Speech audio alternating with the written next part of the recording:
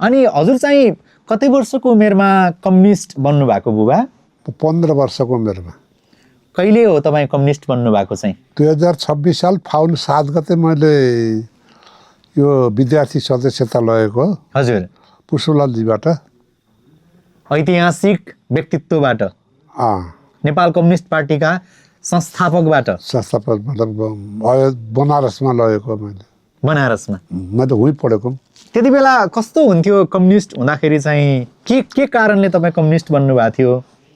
त्यस बेला त पहिला सुरुमा विद्यार्थी भयो। हजुर, अब बनारसमा पढ्दाखेरि, विदेशमा पढ्दाखेरि, अर्काको देशमा पढ्दाखेरि यसरी हामी आफ्नो देशमा विकास नभएको कारणले, एकलौटी तानाशाही व्यवस्था भएको कारणले आएर चाहिँ विदेशमा आएर भाँडा माझेर पढ्नु परेको छ, यही गर्नु परेको छ भनेर चाहिँ नेताहरूले सिकाउँथे। हजुर।